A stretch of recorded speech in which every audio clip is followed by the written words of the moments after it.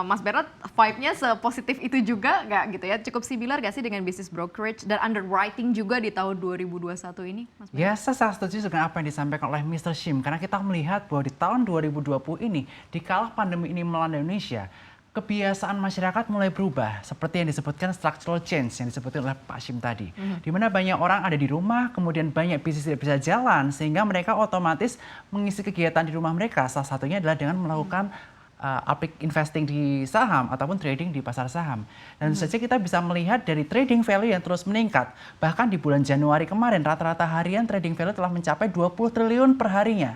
Nah, oleh karena itu saya percaya di tahun 2021 ini merupakan tahun kebangkitan pasar modal Indonesia, di mana seperti disebutkan tadi bahwa jumlah investor kita masih di bawah 1%, terutama di pasar saham.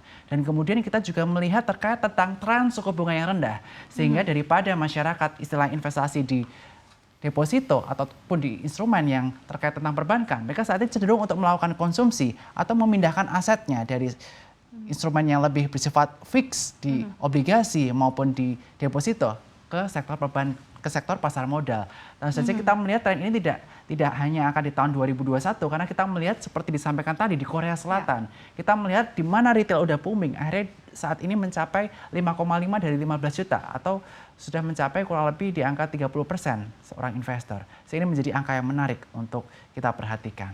Oke, kalau kita coba lihat nih kan banyak sekali sebenarnya tawarannya Mas Bernard di tahun 2021 ini ya, dengan positifnya tadi bisnis brokerage dan underwriting juga. Nah, kalau kita coba lihat geser dengan berbagai sektor deh, misalnya seperti contohnya saham-saham teknologi ya saat ini ya, kan harganya ini melambung tinggi, tadi indeksnya juga performanya sangat baik. Nah, sementara sudah tidak bisa jadi acuan lagi nih kalau kita lihat PE, price earning atau price to book value gitu, kayaknya udah jadi bukan jadi patokan lagi, tidak jadi patokan ya. Apalagi juga kalau di luar negeri ini juga jadi pilihan begitu. Nah, seperti apa sih Anda melihatnya nih kalau misalnya kehadiran dari saham-saham teknologi sendiri? Ya, terkait tentang saham teknologi, kita bisa melihat bahwa di Amerika Serikat sana, mengapa istilahnya Dow Jones indeksnya cukup kuat dibandingkan dengan indeks-indeks negara lain, terutama negara berkembang, terutama Indonesia.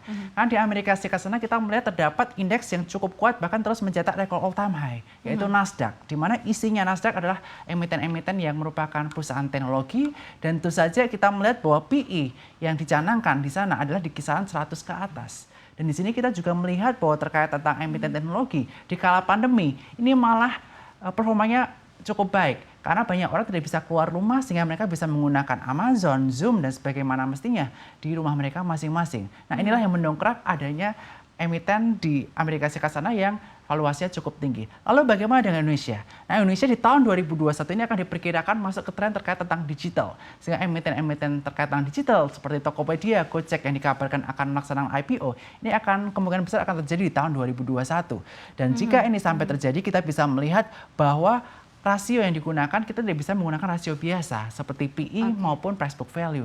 Tapi nanti kita bisa perhatikan lain mulai dari price sales ratio, kemudian dari earning growth, market share, perkembangan market share-nya. Nah, itulah yang bisa kita lihat sebagai investor ketika kita memilih saham teknologi nanti ke depannya. Ya, di tahun 2021 ini akan menjadi tahun yang cukup menarik untuk capital market Indonesia. Karena story di tahun 2021 ini adalah related sama economic recovery.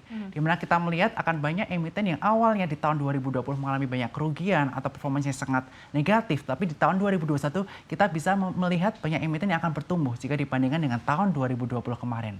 Dan tentu saja untuk para investor ini menjadi pilihan yang menarik untuk kita semua memilih emiten-emiten yang istilahnya proxy to recovery di tahun 2021 ini.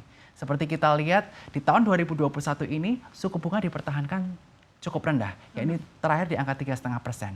Dan berbagai stimulus telah digelontorkan oleh pemerintah Indonesia, mulai dari SWF, Omnibus Law, dan lain sebagainya. Nah, dengan stimulus-stimulus ini, iklim investasi di Indonesia akan menjadi menarik, perputaran uang akan semakin tinggi, sehingga tentu saja ini akan menopang pertumbuhan pasar modal Indonesia di tahun 2021 ini. Akan tapi kita melihat seperti disampaikan Mr. Shim tadi, bahwa istilah di tahun 2021 ini upside-nya tidak akan sebanyak di tahun 2020, di mana upside-nya hampir mencapai 60%. Tapi di tahun 2021 ini, suku sekuritas menargetkan angka 6.800 atau upside-nya kurang lebih 10-15%.